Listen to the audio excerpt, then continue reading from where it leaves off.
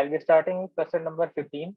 If I read about the question number 15, so question number 15 says that you are given two bodies of masses 10 kg and 20 kg respectively, kept on the smooth horizontal surface, are tied to the ends of the light string, right? And a horizontal force of 600 Newton is applied to A and B along the direction of the strings. And you have to find the tension in the string in each case. Okay, so in the first question, the 600 Newton is applied to the A, and in the second case, it is applied to the B. And in both cases, the force is applied in the direction of the motion. Okay, yeah. So let's say, we have these two bodies, and one of them is of mass 10 kg and other is of mass 20 kg, and these two are connected with the strings. All right. So basically, the string is tight, and in the diagram, it is seeming a bit loose. So let me clear it again. Yeah. So that's all right. Okay. So in the first question, the force is applied in the direction of along the direction of the strings. Okay, so let's say this is the strings, and the force is applied in this direction. All right, so the force of 600 Newton is applied. Okay, so what happens if the force is applied to this object in this direction, right? So what happens, since this is a string and string is basically a thread, like, okay, so if you are applying force in this direction, so what will happen, uh, this string will get slack. Like initially the string is like this, but if you apply some forces, the string will get something like this. Okay, it will get loose, like what do you call it, a slack string. Okay, so since the string is slack and it's not and there is no extension or stretch in the string, so you can say that tension in this case is actually equal to zero. All right, and in the second case, if we apply the force on the 20 kg block, okay. So if we apply the force on this block, so what happens? In that case, this block will pull this block as well, because these two are tied together. All right. So since these two blocks are tied together, so what happens if you apply the force? These two blocks together move in the forward direction. All right. This whole system act as a, these two blocks act as a system. All right. So what happens if this is acting as a system? The tension force is an internal force, and the internal force gets cancelled. So what happens? These two blocks moves at a means moves at the same time, means they move like they are stretched. Okay, sorry, I got muted, but yeah, I'll continue again. So what happens if you apply the force on this block? So these two blocks move as a system, means they move as a single object of total mass equals to 10 plus 20, that is equal to 30 kg. All right. So, so what happens? The net acceleration of this system is equal to net force divided by net mass. Okay. Yeah, okay. So this is the net acceleration of this system, and so the net acceleration equal to 600 divided by 10 plus 20. So this comes equals to, I think, 20 meter per second square, right? Yeah. So this is 20 meter per second square. Now if you have to calculate the tension in the string in this case, okay. So you know that you are applying the force on this block only. So what is causing the motion to this block? So this block is basically moving just because this block, and the block of mass 10 kg is moving because of only tension force, because tension is the only force that can cause the motion to this block. All right. So we can say that so yeah, so the tension force is the only force that is causing the motion to this block. So we can say that since this block is moving with the acceleration of 20 meter per second square, right?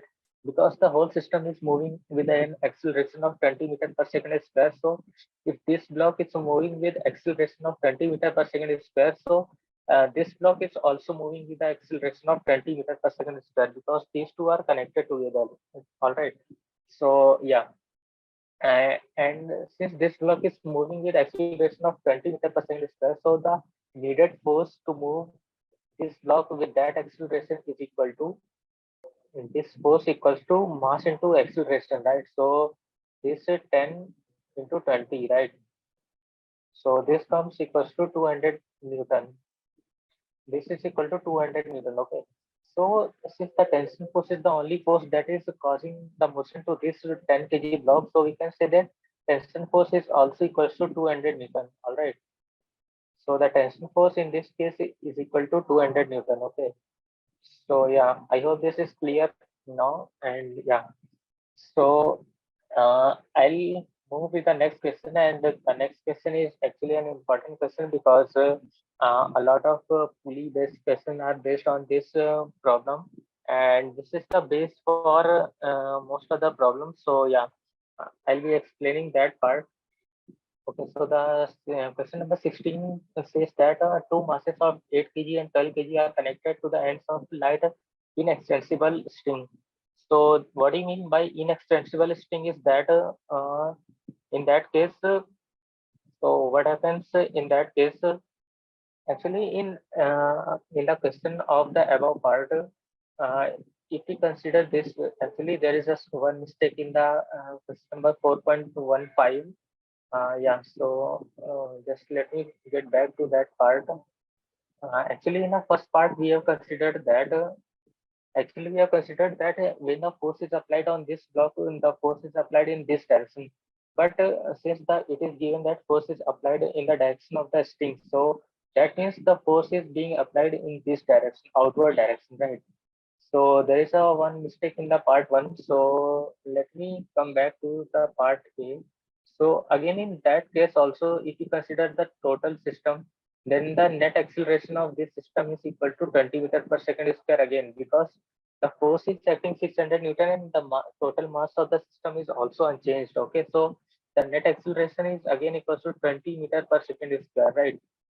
Yeah, so net acceleration is equal to 20 meter per second square. So again, the tension force in the first case is equal to, since the tension force is only cause the motion to this 20 kg block.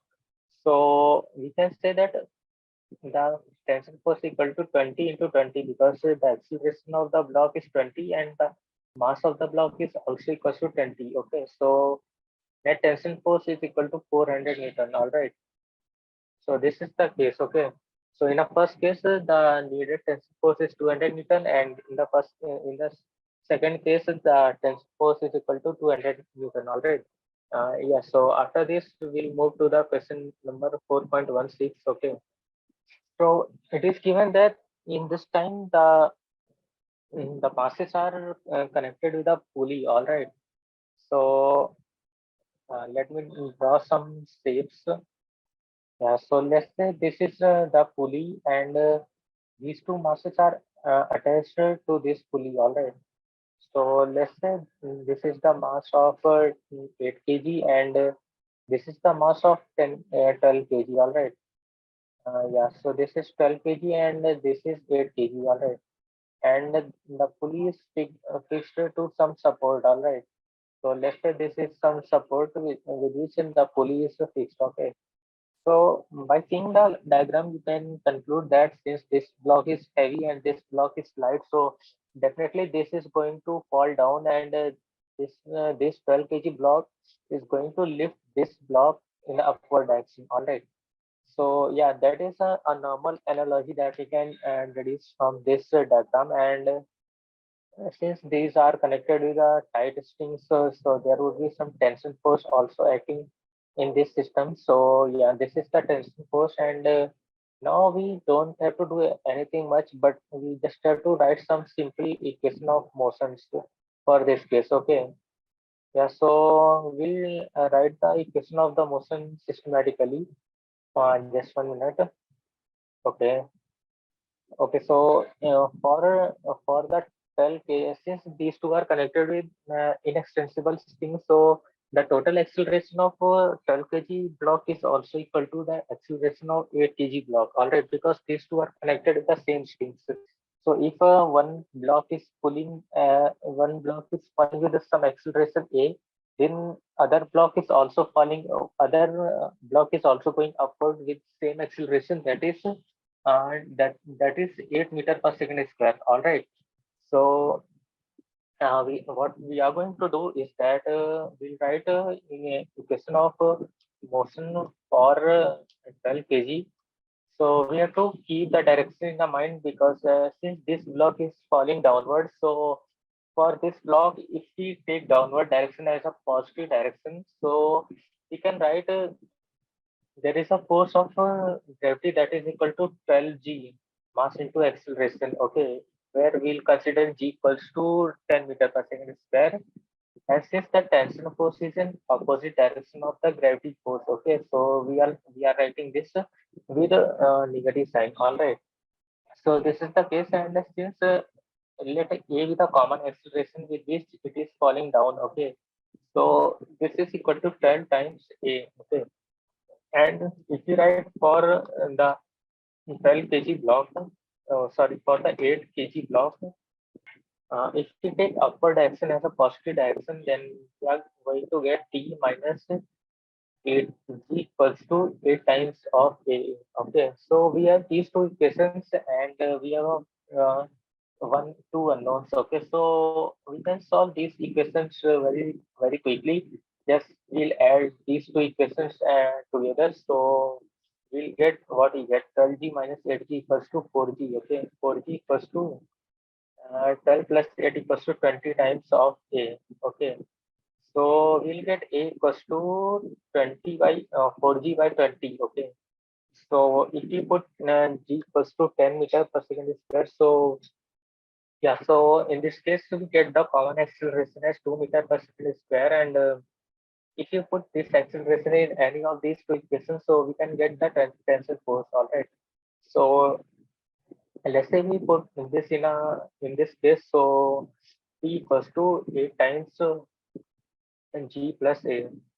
So this equals to 8 times 10 plus 2 equals to 12. So this equals to 96 Newton. All right. So we can conclude that this is the tensile force, and this is the acceleration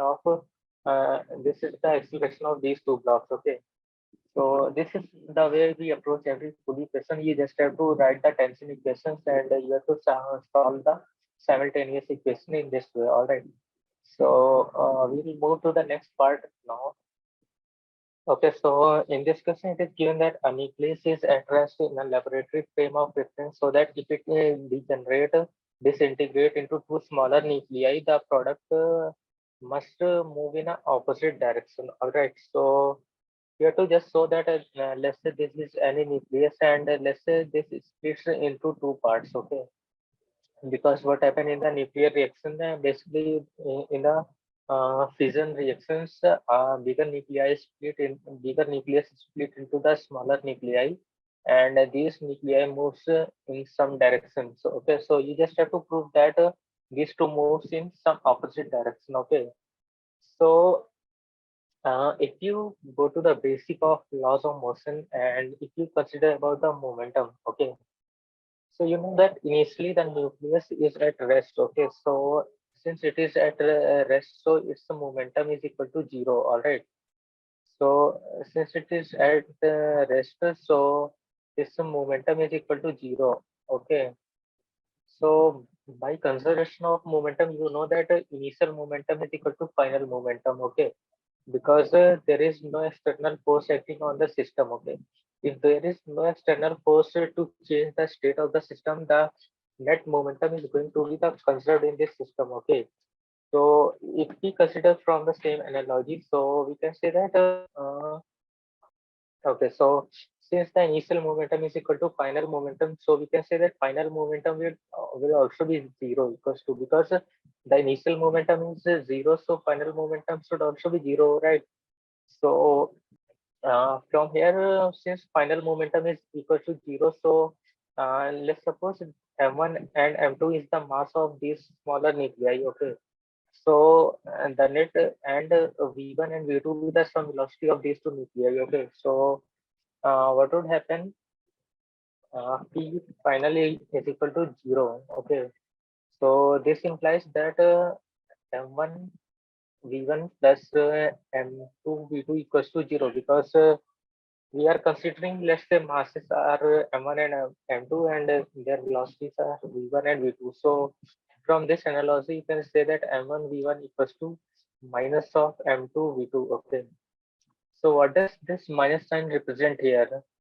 The minus sign basically represent here that these two velocity vectors are in opposite direction because if they both are in the same direction, there would be some definite momentum in that direction. But this momentum can only be zero if and only we consider that these two move in some opposite direction. Okay. So by this analogy, you can say that these two move in some opposite direction. All right. Yeah. So this is all about this question, and now we'll move to the next question. Yeah, so the question number 18 says that two billiard balls, each of mass 0.05 kg, moves in opposite direction with a speed of 6 meter per second. Okay, collide and rebound with the same speed. Okay, what is the impulse imparted to each ball due to the other? Okay, so you have to say that what is the impulse imparted. Okay, so what do you mean by impulse imparted?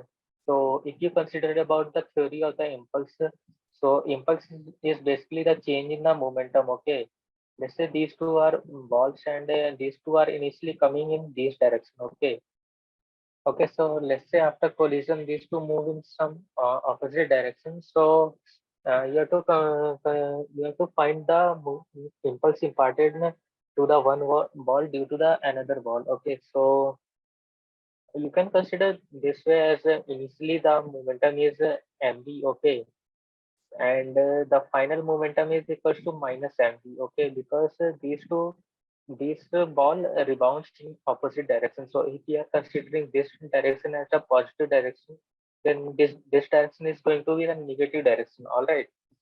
So if consider about net impulse, so net impulse is equal to change in the momentum. Okay, so that is equal to delta p. Okay, so if this delta p equals to p final minus p initial. Okay, so p final is equal to minus mv and p initial equals to plus mv. So but there is a minus sign in between, so this is equals to minus 2 mv.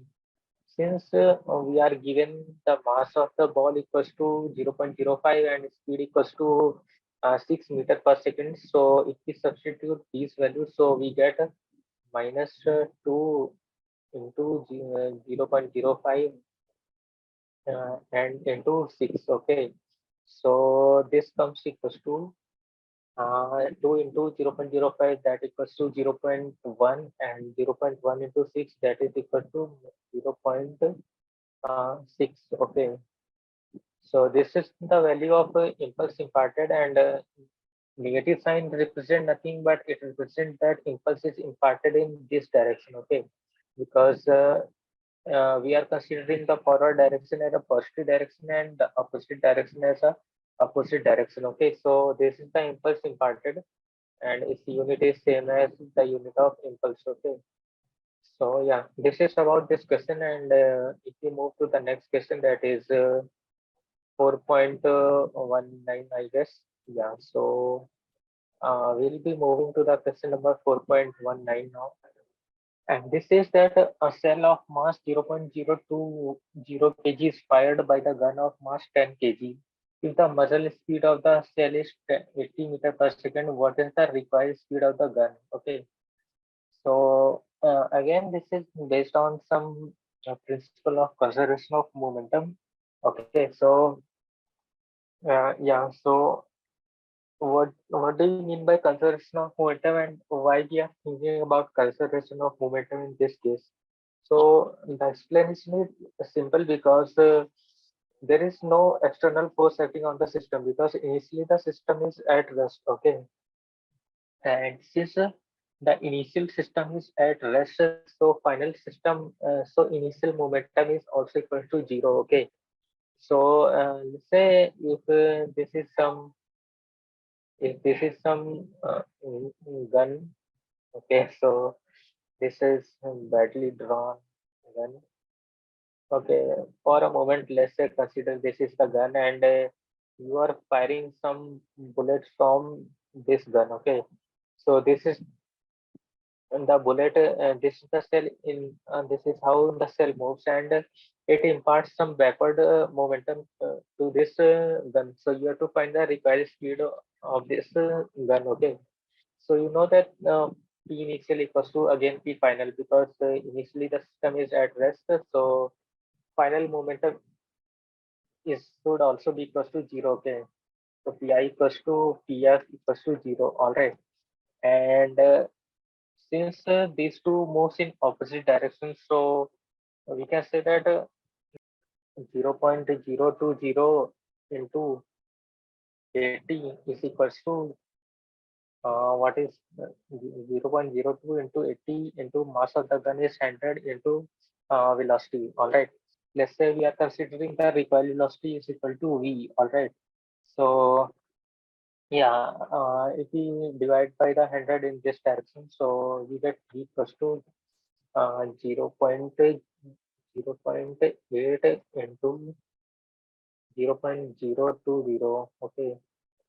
So this comes equals to 0.016 meter per second, I guess. Yeah, so this is the recoil speed of the gun, and yeah. So since the bullet is moving in the forward direction, so we'll get some recoil in the gun with the velocity of this meter per second. This meter per second. All right. So this is based on some simple consideration of momentum, and yeah, that's all. And now we'll move to the question number 4.20. Yeah, so if we move to the question number 4.20, okay, the batsman deflect the ball by an angle of 45 degrees without changing its speed. Okay, so what happens is the speed is not changing, but only changes the means what do I say? It basically only changes the direction of this ball. Okay, so you can consider this question as follow. Let's say this is some batsman standing here, and the ball is coming like this way. Okay, and after hitting, the ball goes in this direction. All right.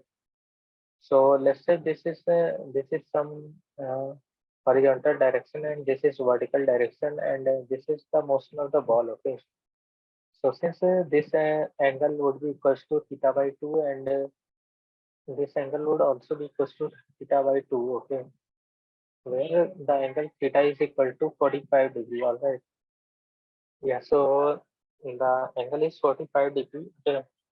So if we analyze this impulse in the component of vectors, so we can say that initially, let's say there would be some momentum as a p in this direction. So this angle is theta by 2. So this angle will also be equals to theta by 2, and this angle will equals to theta by 2 as well. Okay.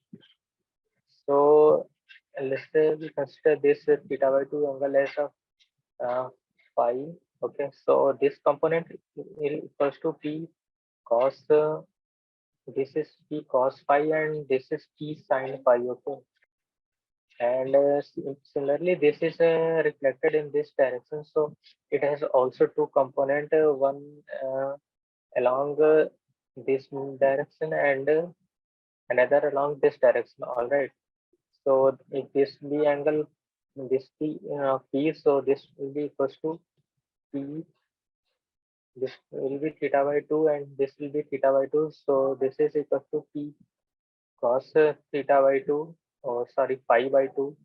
No, it's p cos phi, and this component is equals to t sin phi. Okay, so if you analyze these four components, okay, so if you consider these t sin phi components, so initially this was in upward direction. Okay, and finally it is also in upward direction. Okay, So the net change in this component is equal to 0. So the net change in momentum in the vertical direction is equal to 0. So there is no impulse imparted in the vertical direction. All right.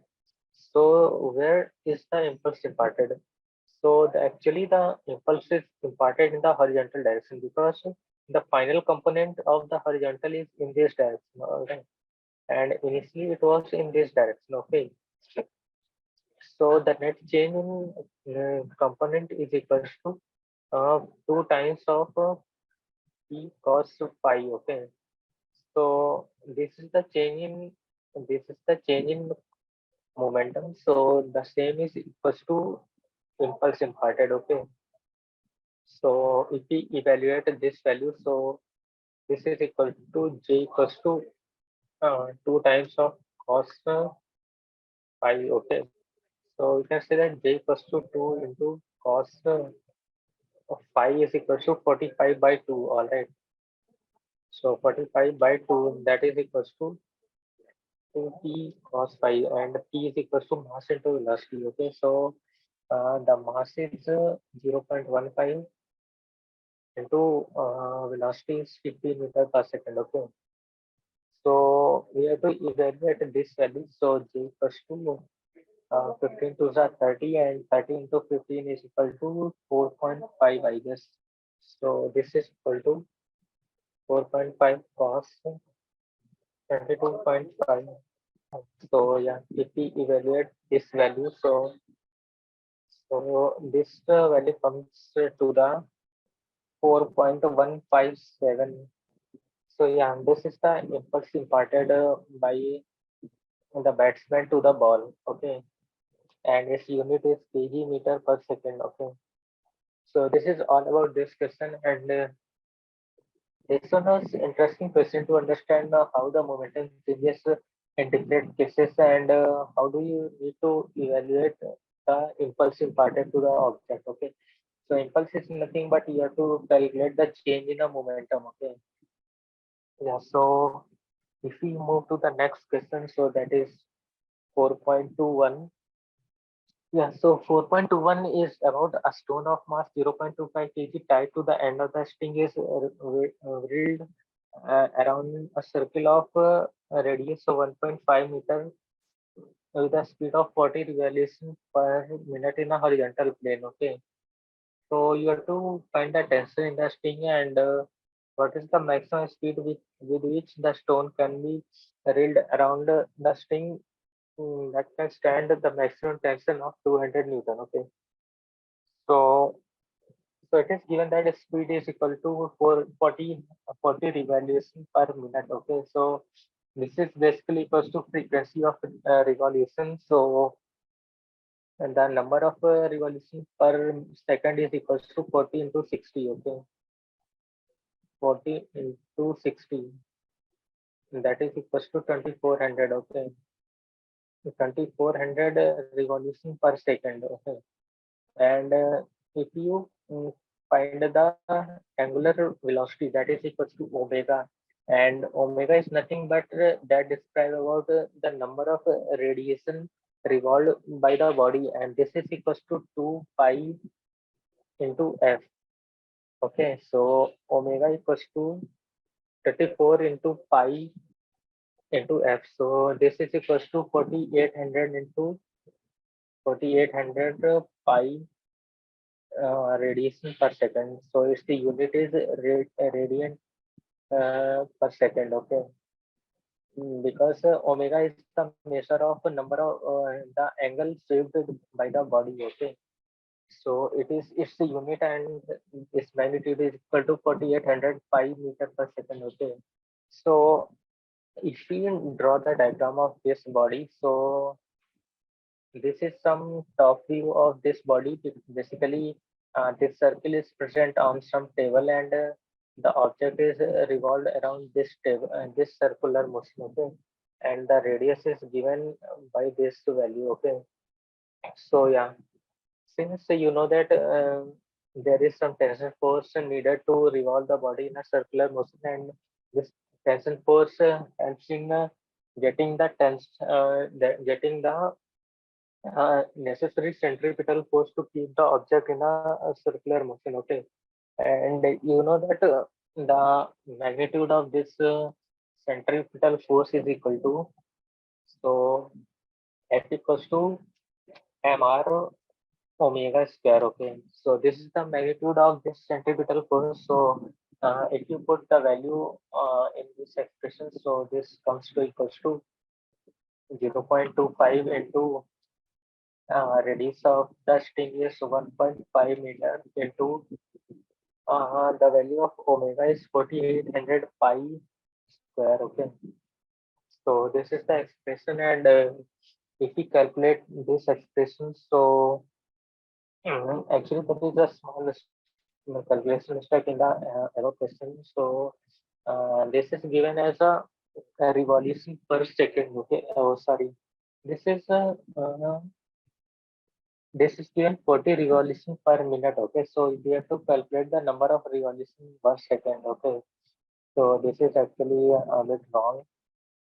Yeah, so number of revolution per second is actually 40 by 60. Okay, so here the value of 2 pi f comes equals to, so this comes at 2 by 3 into 2 pi. Okay, so this is equal to 4 pi by 3. Okay, so if we put the value of yeah, so this is the correct expression for this question. Okay, and finally, if we solve this value, so we get the tension force equals to around 6.57 Newton. All right.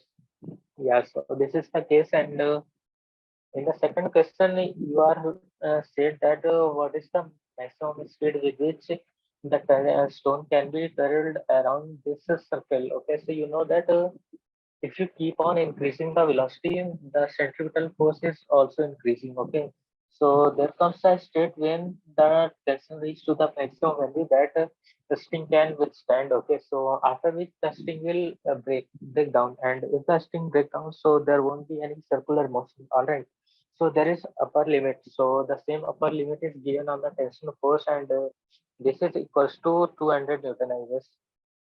Yeah, so it is given that maximum tension is equal to 200 newtons. So you know that is the centripetal force is mv square by r. As I had discussed in the last lecture, what is the centripetal force?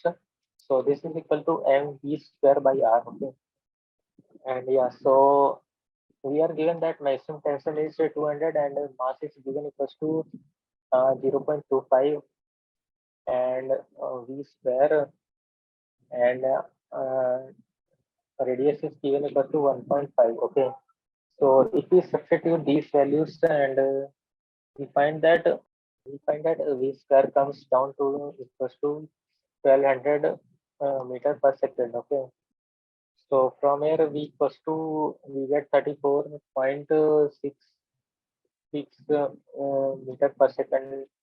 Okay, so this is the maximum speed with which this stone can move in this circle. Okay, so this is all about this part, and yeah, so if we move to the next part now, so that is 4.20, oh sorry, 4.22.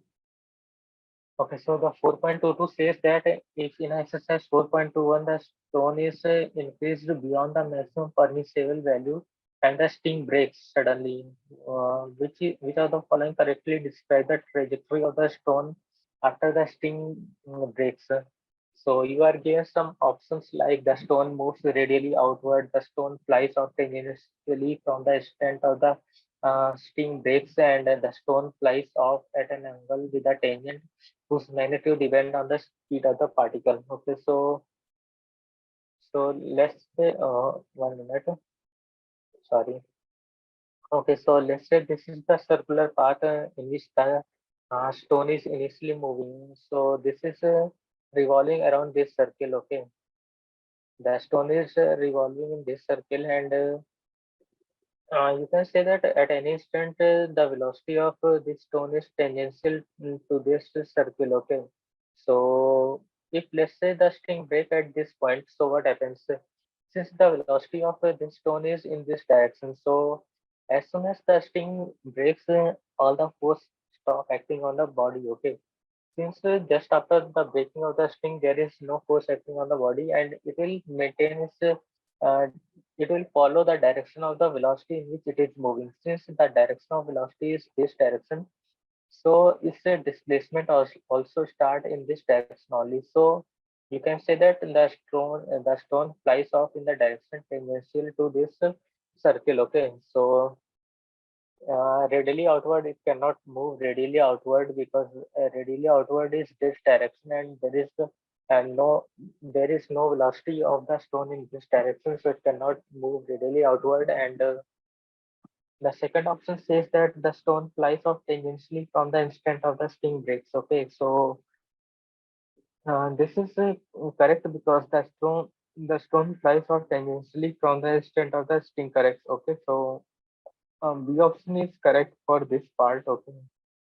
Yeah, so this is about this question, and this question introduces an important concept that the direction of the displacement, actually the velocity is only factor that can give the direction of the motion to the object. Okay, so since this velocity is in this direction initially, so this is the direction where the stone start moving. Okay, so yeah, that's about this part. And if you move to the last part of this question, so that is 4.23.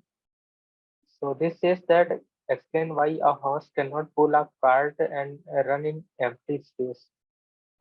So basically it is saying why एक ऐसा क्यों नहीं होता कि एक horse, what do you mean by empty space? And we can consider the empty space as and some open space. Let's say there is open space, what we call it, uh, Mm, we can consider as a gravity less space, or you can say the space uh, where there is no ground, etc. So that is empty space, or you can say that when there is no air or no atmosphere, no ground, and there is no force involved, so that is an empty space. Okay, so why a horse cannot pull a cart? So how does so firstly we need to understand how does the horse pull the cart? Okay, so let's say this is some cart, and basically these are some sticks, and the horse is pulling this way to this part. Okay, so how does the horse pull the cart? Okay, so let's say these are the legs of the horse. Okay, for a instant, let's say consider some this as a horse. This is not seen as a horse, but for a moment consider, let's say this is horse. So how does this pull the cart? So basically, what happens? The horse presses the ground in the backward direction. So the reaction force of this backward direction gives the motion to the horse in the forward direction. Okay. So this is the way horse pull the cart in the forward direction. But when there is empty space, there is no ground in that space. So horse cannot apply the action force. So when there is no action force, the reaction force will not also be available, right? So when there is no reaction force, the horse cannot pull the cart in a forward direction. Okay. So this is about this part, and second part is passengers are thrown forward from their seats when they are speeding. When a speeding bus stops suddenly. So let's say this is some bus and this is moving in a forward direction. So as soon as this is moving in a forward direction, all the passengers are standing there, and so let's say these are the passenger, and these are also moving forward with the speed of v. All right. So what happens as soon as the bus stops? The bus stops all of sudden. Okay. Let's say after a moment the velocity become equal to zero. Okay. But what about the passengers? How will they stop on this bus? So there is some force needed to stop them. Okay. But how does this force come? So this force basically comes from the reaction force, or we can say the friction force. Okay. So just to means due to the inertia property of their motion, they take the observer in the bus takes some time to let the friction force get activated. Okay. So since there is no external force acting on these objects, so the energy of the bus has been equals to zero. Okay, the bus has come to the rest. Okay, so due to so there needs some time for this observer to let the friction force decide that observer has to stop as well. Observer को खुद भी stop होने के लिए कुछ ना कुछ friction force apply करना पड़ेगा. So by the time the friction force come into the action, the observer moves a bit forward, and after that the ground start applying some friction force on this observer to let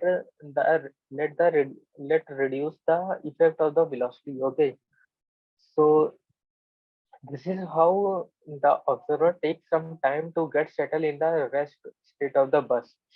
So by the time it comes to the rest, there is some tendency to move forward to basically respond to the reaction force of the bus. Okay, so that's why the passenger are thrown forward due to the initial state of the motion, because initially the observer has been in a motion, but the bus has come to the rest, but the observer is still moving.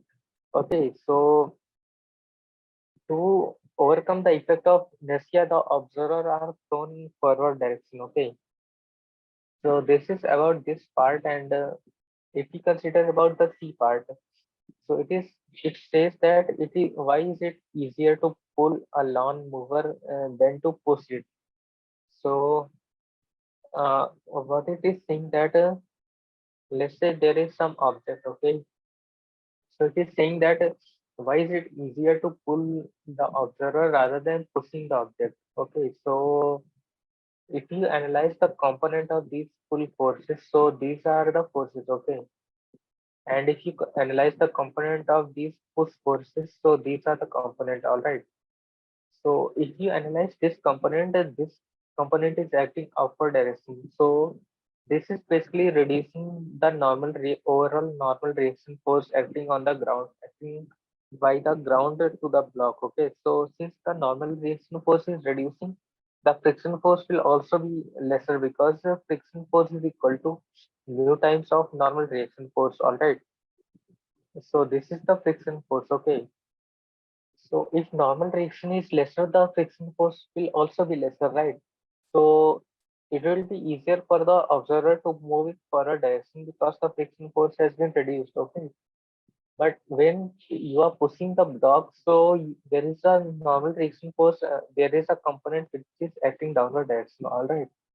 So since the component is acting in a downward direction, all right. So what happens? The overall normal reaction force is increasing because the normal reaction force is equal to mg plus the component force. Okay, so this can be any component force. So since the normal reaction force has been more than the weight of the block, okay, so the friction force will also be increased. So the more friction will be acting in a backward direction, and the harder it will be to move the block in a forward direction. So that's why it is easier to pull the block in a forward direction rather than pushing the block in a forward direction. All right. So this is the explanation about this part, and if we move to the last part, so that is D part. So it says that a cricketer moves his hand backward while holding a catch. Okay. So why does it moves its hand in a backward direction? Okay. So let's say the ball is coming in some direction, let's say this direction, and so why does he move in a backward direction? So what happens if he doesn't move the hand in a backward direction? Let's say if he keeps the hand in a same position. So what happens? The ball will come to his hand, and it's momentum will reduce to the zero all of sudden. So what is the force that will ball apply on his hand equals to rate of change of momentum. Okay, and this is basically an alternative definition of the force because the force is equal to m into dv by dt. Okay, so m into dv by dt is nothing but m into this is equal to dp by dt because p is equal to mv and d of dt of mv equals to m times dv by dt provided the mass should be constant. Okay, since if the ball stop all of a sudden the rate of change of momentum will be extremely high. Why it will be extremely high? Because the time interval will be very small and dp will be equals to mv minus 0. Okay, so it will apply a large force on the hand. Okay, so to avoid the same situation, what the fielder does, he pulls the hand in a backward direction. Okay, so how does it helps the batsman? Oh, sorry. How does this helps the fielder? Okay. So what happens if he pulls the hand in a backward direction? So he basically increases the time to change the momentum to equals to zero. Okay. So basically he increases this value. So if the dt is more, the rate of change of momentum will be a lesser. Okay. So basically the force that the ball will apply on his hand will be a lesser. And since the force will be a lesser, so it will be easier for the bowler to catch the ball. Okay, so this is the reason why cricketer moves his hand in a backward direction while catching the ball. Okay, so I hope this is clear now, and this basically conclude our exercise part of loss of motion, and this is the basic question to solve the problems of mechanics. And I'll say it is better to solve this chapter more and more, practice more on this chapter because in the coming chapter, the more focus will be on the application of these small things. Okay, so this chapter basically gives the intuition for all these things. Okay, so yeah, that's all about this chapter, and thank you.